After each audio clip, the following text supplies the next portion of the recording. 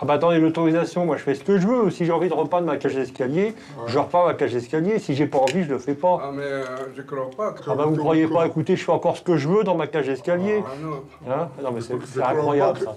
Je crois pas qu'ils vous laissent. Et si j'ai envie de pisser dans mon immeuble, je peux pisser dans les toilettes? C'est pas ça, parce que c'est pas encore fait de la justice. Pour le parquet et les gendarmes, ces propriétaires sans scrupules sont de véritables délinquants. Et justement, aujourd'hui, les gendarmes ont convoqué un marchand de biens déjà connu des services de police. C'est leur plus gros dossier.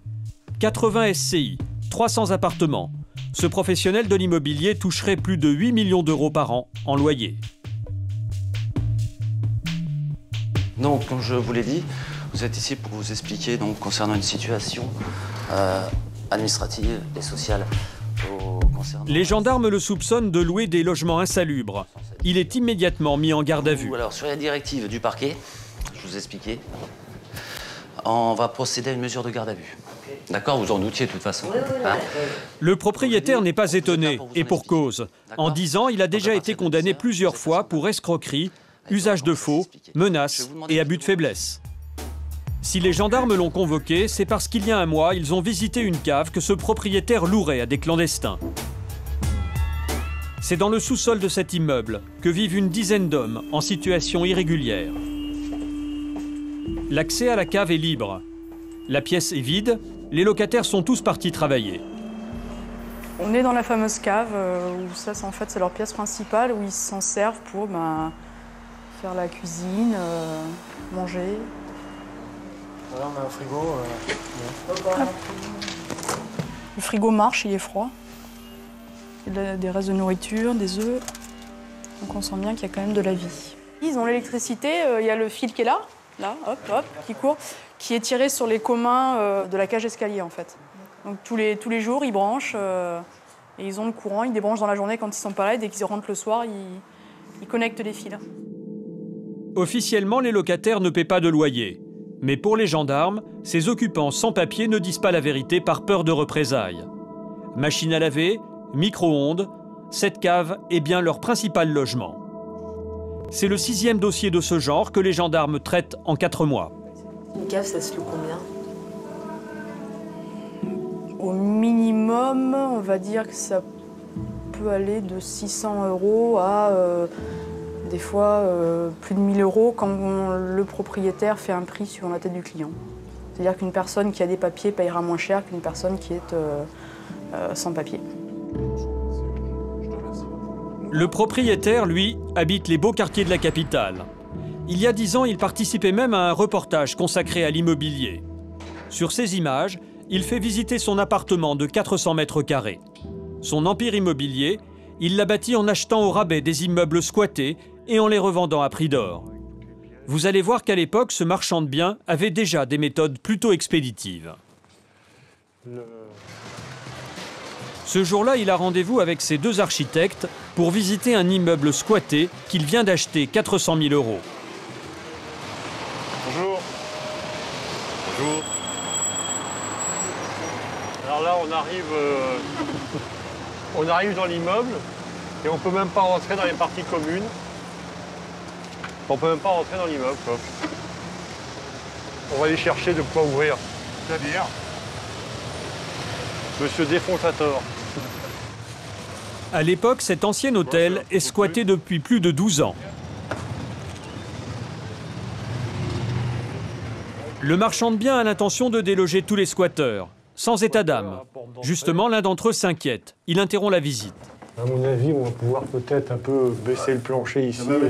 Oui, il y a 25 mètres. Mais vous pouvez faire des travaux, mais nous, on ne peut pas sortir comme ça. Non, mais on va attendre que vous soyez expulsés. Et vous avez autorisation pour faire des travaux? Ah bah attendez, l'autorisation, moi je fais ce que je veux. Si j'ai envie de repeindre ma cage d'escalier, je repars ma cage d'escalier. Si j'ai pas envie, je le fais pas. Ah mais je crois pas que... Ah bah vous croyez pas, écoutez, je fais encore ce que je veux dans ma cage d'escalier. Ah non. Hein? Non mais c'est incroyable ça.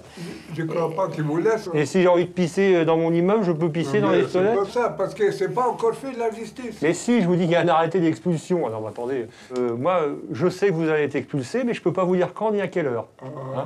Et puis c'est tout. Mais une fois que vous serez expulsé, je commencerai les travaux dans les appartements. Le marchand de biens n'hésite pas à entrer dans un des appartements squattés et à parler décoration, devant son occupant et les architectes, plutôt embarrassés. De toutes les façons, on va enlever le plafond parce que moi, je mettrai des poutres apparentes. Parce que ça se vend beaucoup mieux avec des poutres apparentes. Donc, une fois qu'on aura enlevé ce plafond, qui est, on va dire, un faux plafond, on va voir l'état des poutres. Soit on en change, soit on change tout, soit on fait on va voir. Mais bon, vous voyez, de toutes les façons, ça, je l'enlève. Vous le sentez, hein ? Retour à Bobigny. Les gendarmes ont déféré le propriétaire de la cave au parquet pour hébergement dans des conditions indignes. Il nie tout en bloc.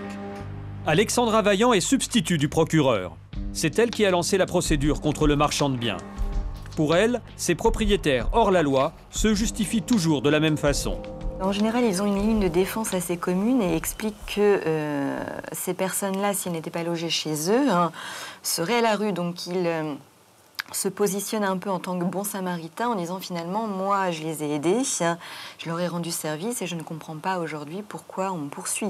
Alors que bon, cette défense, quand on sait le nombre de loyers perçus, est-ce que ça peut rapporter? Parce que c'est quasiment un métier à temps plein de percevoir, de gérer, même si c'est une gestion désastreuse et pénalement répréhensible, c'est quasiment un métier à temps plein et ça leur apporte beaucoup d'argent. De l'argent. Dans quelques minutes, Alexandra Vaillant va requérir de la prison ferme contre le marchand de biens. C'est aujourd'hui qu'il doit être jugé. L'homme a été placé en détention provisoire depuis sa garde à vue il y a 3 semaines. Le motif ? Éviter toute pression sur les locataires. Il attend dans le box des accusés. Pour son avocat, le dossier est vide. Son client n'est pas un marchand de sommeil. J'ai dans mon dossier des photographies, c'est pas ce qu'on peut appeler, si vous voulez, un taudis, si vous voulez. Moi, j'ai vu des immeubles dans Paris qui étaient encore moins bien entretenus que ceux-là. Mais je crois que c'est surtout les caves, en fait. C'est surtout... Oui, mais les caves, encore une fois, c'est pas lui qui a... Mais quel intérêt il peut avoir? Il y a des gens, il y a des squatters. Ah non, pas du tout. Ah ouais, non, mais là, oui, mais attendez, ça c'est une accusation qui repose sur rien. Il n'y a rien dans le dossier, mais rien du tout, qui démontre qu'il ait touché le moindre argent. Ils se sont introduits dans l'immeuble, ils ont fait des branchements sauvages, des branchements électriques. C'est quand même pas mon client qui est responsable des faits et gestes de ces personnes. Vous avez des gens qui dorment dans la rue, c'est pas très agréable. Ils peuvent considérer que c'est plus agréable de vivre dans une cave dans la rue. Que le propriétaire touche ou non de l'argent est secondaire. Le simple fait d'héberger des clandestins dans une cave constitue une infraction pénale. Et pour cette infraction, le marchand de biens est condamné à 15 mois de prison, dont 5 mois fermes, et 20 000 € d'amende. Une peine qui vient sanctionner les nombreux abus de ce professionnel de l'immobilier.